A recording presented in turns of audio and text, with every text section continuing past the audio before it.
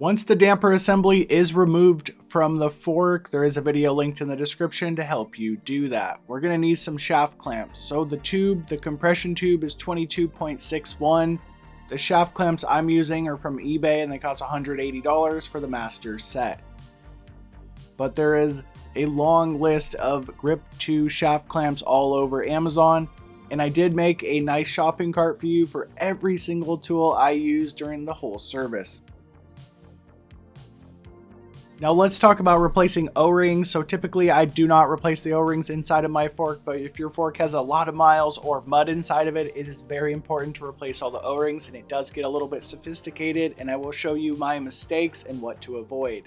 I highly recommend 1 gallon of alcohol and some blue paper towels we can throw in the trash can later. We're going to need a vise to clamp onto that damper shaft, and I use self-tapping screws into the workbench. So first step is we're going to clean the damper tube assembly off with alcohol, and then we're going to clean off our shaft clamps to make sure there's no burrs, dirt, debris on the stuff, because we got to put a lot of tension on this. First massive mistake to avoid. So we need to shaft clamp onto a specific area on the compression damper tube assembly. Per the Fox manual, it says halfway through the compression grip assembly. So halfway, how far is halfway down? We can't see inside of the fork yet. So I have a broken compression assembly that I shaft clamp in the wrong spot. So I'm going to show you exactly where to put those shaft clamps. It may seem very straightforward to put the shaft clamps on here, but you can really mess things up. I've personally done it. If you clamp into the main piston right here, it'll basically stick in there and it just becomes an absolute mess.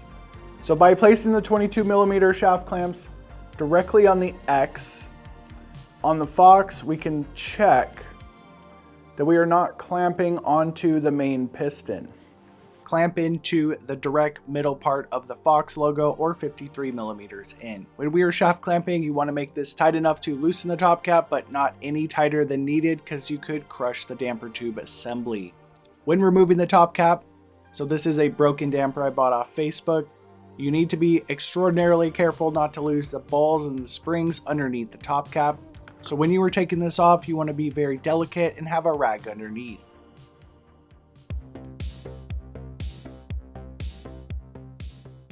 The $20 Temu edition top cap tool does the job, but these CNC ones are a lot more nicer because they have a more leverage when you're pushing on the top cap. So at this point, your fork's going to be full of oil. What I recommend doing is covering that top cap with a rag and having a catch can underneath. But this one doesn't have any oil in it, so we're just gonna do it so you can see it. So there is a lot of threads on here. This is the precise point I have personally messed this up big time, so pay attention closely. If we continue to pull the top cap assembly out of here, and there's too much pressure on the shaft clamps, basically the main piston will clamp inside of here and get stuck, and then you're gonna have to hammer it out. So if you simply take it out of the vise and then proceed to pull this out, it will not stick inside of the compression tube.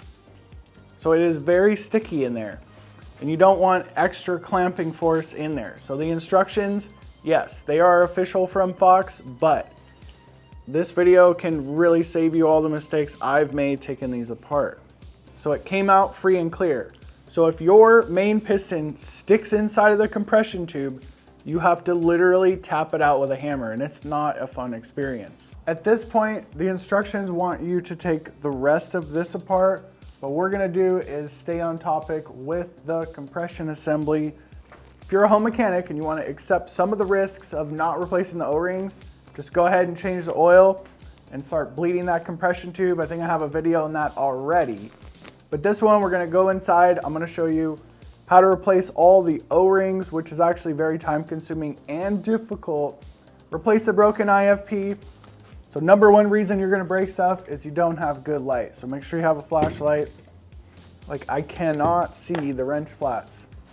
So this is aluminum and this is steel. So you don't wanna clamp it too hard.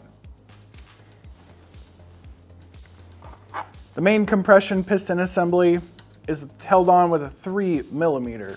So holding some pressure down on here, Remove the 3mm. These long loose Allen keys are an absolute lifesaver. So the goal here is to pull everything out in the exact order that it came. If you're not super familiar with rebuilding stuff, it's very important to keep all this stuff in order, but fortunately, the Grip 2 compression assembly is pretty simple if you do lose the order, like I did here. So now is a good time to do a thorough inspection, and this one does have a cracked internal floating piston, this black thing on the table. Once the compression assembly is stripped free and clear, we're going to get an 8-10mm set of shaft clamps and put this back on the table. So we are going to take the low speed compression needle out of here. There is one single O-ring, and removing this single O-ring is a little bit challenging, so if it's your first one, you could fully skip this. So located on the high-speed compression coupler, there is an opening for your small pick. Push that small pick in there as hard as you can, and it will make a clicking noise when it comes out of its seat. Once it's out of its seat, you're going to get another pick, and you're going to go in and carefully pry up this wire ring. So be very careful not to lose this wire ring because the rebuild kit does not come with a new one. So once again, the instructions say to unthread this, and it did not work. So after about 10 minutes of struggling, I did discover the technique to get the low speed compression needle out. When applying force down on the inner needle, which is the low speed, you're going to unthread it while pushing down, because if you just spin it, it won't come out because there's an O-ring in there. Now the compression assembly is completely stripped down, we can start replacing O-rings. So I have a tool quiver here of plastic pick tools and metal ones. Always start with the plastic ones. So inside of the new used internal floating piston, I'm going to replace a couple of the O-rings inside of it. So this starts off pretty easy because these have a nice opening to get your pick around. But if things do get a little more challenging, you're probably going to have to get the metal pick out. Just be careful of the sealing surfaces with the metal pick. We don't want to put any scoring that could cut the O-ring or cause bleeding of oil when it's trying to hold pressure. We have a couple of O-rings underneath the high speed and the low speed compression knob, and there's also balls and springs and detents that make the click. So I pulled the balls and the springs out, cleaned them out, and put a little bit of extra grease in there. So here's a really good technique. We put a little bit of grease on the pick, like that, and then you can pick the ball up and carefully, precisely place it back in the hole with the spring. So it's a pretty good idea to do this. I'm going to say like every 2 or 3 years, but if you even keep your fork that long, because mud, rust, and stuff could build up inside of there. There isn't a tremendous amount of O-rings in the compression assembly, but one vital step here is to put grease on the top cap assembly threads because they are very fine threads and we do want to protect them when they're going back inside of the compression tube. Another note here, it's very important to use a plastic pry tool on this one because if you do gouge into this finely machined main piston, you could cause some serious problems. 100% the hardest part about the compression assembly is the low speed compression needle, so threading it back in, it is a 2-piece assembly. The little thing popping up has an O-ring. I don't even think it was completely necessary to do this, but we got it taken care of. Once it's in place and the new clip or the old clip is back in there, I'm going to put the cap back on there and make sure the low speed compression needle is doing what it's supposed to, have 16 clicks. After all the O-rings are replaced, it's time to put everything back together, starting with the internal floating piston backed spring. It'll give you a nice reassuring click when it goes into its home position. After that's in place, we can start on the high-speed compression loader or hat, whatever they call it. So it slides up and down, so you need to make sure it goes into the right hole.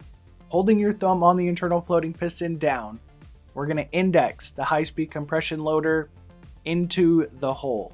You can know the high-speed compression loader is in the right spot because the screw, the set screw I'm turning right here, will be completely flush or countersunk inside of the high-speed compression hat.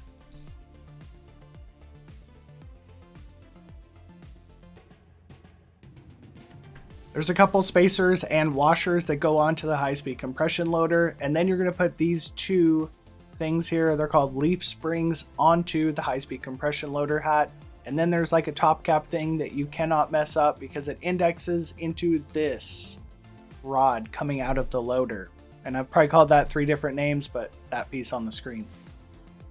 Loading up the main piston is pretty straightforward. The main piston does seem to be orientated. There's kind of a recessed part of the main piston where the set screw from the very outside comes in. And then we're going to put the shim stacks on. There's 4 total shims.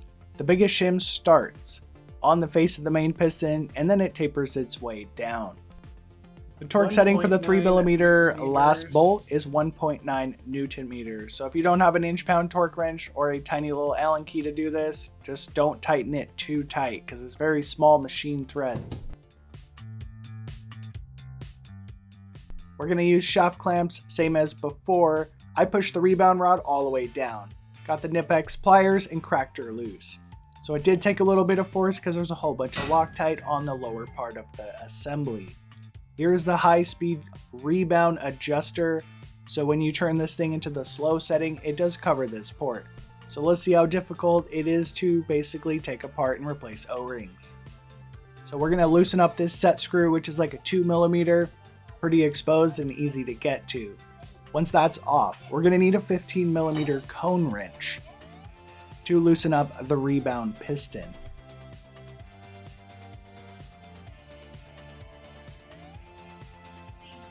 Underneath the rebound piston, we are going to take off this assembly, and I don't know the technical name for it. Per the instructions, you may need a torch, but always try without the torch. The torch is like the last resort for taking anything off. So mine was actually pretty loose, so I just wheeled it off. The upper portion of the rebound piston assembly is removed. We can then remove the main seal head, so you need to take this off to replace the main seal head seal inside of here. It's not particularly super important because these aren't completely sealed dampers. They ingest lower leg fluid. So let's move on to the next step. We're going to remove the low speed compression needle. We can identify it by being very thin and small. Then there's a little bit of a set screw on the side of the rebound rod. And this is balls and springs underneath there, so be very careful. Once that set screw is removed, this larger shaft will come out. That's the high-speed rebound adjuster needle, whatever they call it. On the bottom of the rebound rod, we have one more assembly to take off, and you may need a torch for this step, but always try first, and mine was pretty loose, so it didn't have the right amount of Loctite on it. Let's skip over 2 hours of me struggling trying to replace the O-rings inside of the rebound assembly, and let me just show you the technique I developed to easily replace the O-rings inside of the rebound assembly. So I have these soft pad jaws inside my toolbox and I've never used them. Lightly clamping the rebound rod with 2 picks, I was able to squeeze the O-rings out very successfully and then basically able to put them back on. To reassemble the low speed compression needle, it takes a little bit of force to push these two together, and it should move freely because that's basically what makes the adjustment. So after that 2-piece low speed compression needle is together, you're going to slide it into the high speed compression needle.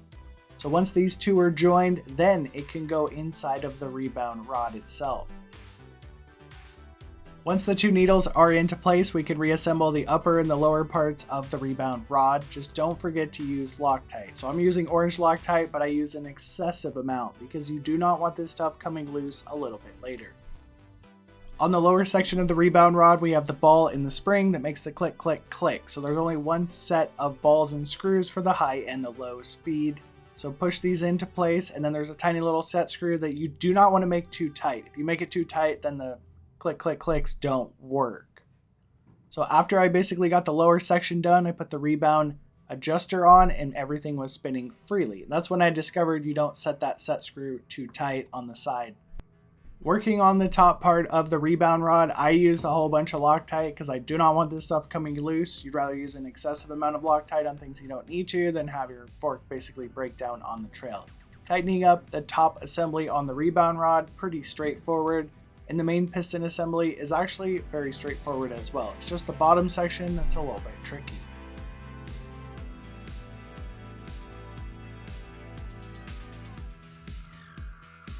A little bit over filming because it takes like 3 times as long as normally doing this. So the last couple steps are pretty easy, but there's one key step. So we're going to bleed this damper. So you just fill up the damper. So you're covering the rebound piston, and then you're going to give it like 5 to 7 pumps, and you'll know when it's ready because it'll stop slurping. and then fill it up to the bleed hole. But here's the critical step.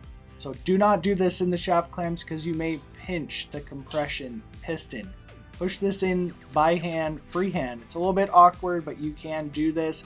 And that way you ensure the compression piston is not getting crimped by the shaft clamps. So you gotta click this video here for the basic tutorial on how to change oil and the lower leg fluid on your Fox 38.